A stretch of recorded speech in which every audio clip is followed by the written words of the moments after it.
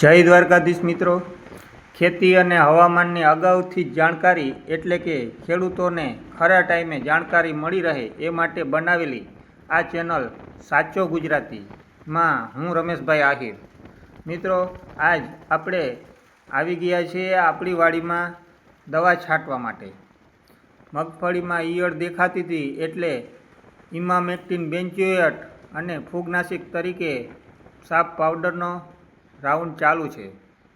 આ મગફળી 39 નંબરની વેરાયટી છે અને અમે 25 વીઘાની મગફળી ઓરવીને વાવેલી છે, જે અત્યારે લગભગ 1.5 મહિના આસપાસની થઈ છે.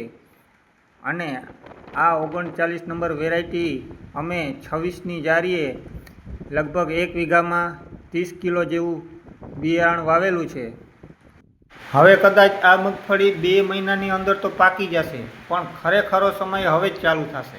45થી કરી અને 80 દિવસનો આ પીરિયડ કે જેમાં આ મગફળીની વેરાયટીને પાણીની કે પછી ખાતરની કોઈ જાતની ખામી ન આવવી જોઈએ.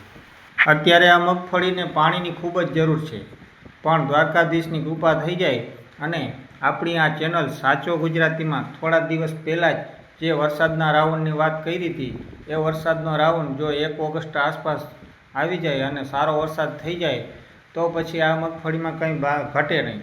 અને વરસાદ થઈ જાય એટલે આ મગફળીને આપણે ખાતર પણ આપી દેવું છે. એટલે મિત્રો, તમે પણ જો કંઈ જાણકારી ધરાવતા હો કે આ મગફળીમાં કયું ખાતર આપવું અને કેવી રીતે આપવું, તો ચોક્કસથી અમને કોમેન્ટ કરી જાણકારી આપજો. અને ખાસ કરીને મિત્રો, ખેતી અને હવામાનની અગાઉથી જાણકારી માટે આ ચેનલ સાચો ગુજરાતીને સબસ્ક્રાઈબ કરી નાખજો, લાઈક કરજો, શેર કરજો. અને વિડીયો સારો લાગ્યો હોય તો ખાસ કરીને કોમેન્ટ કરજો. જય દ્વારકાધીશ.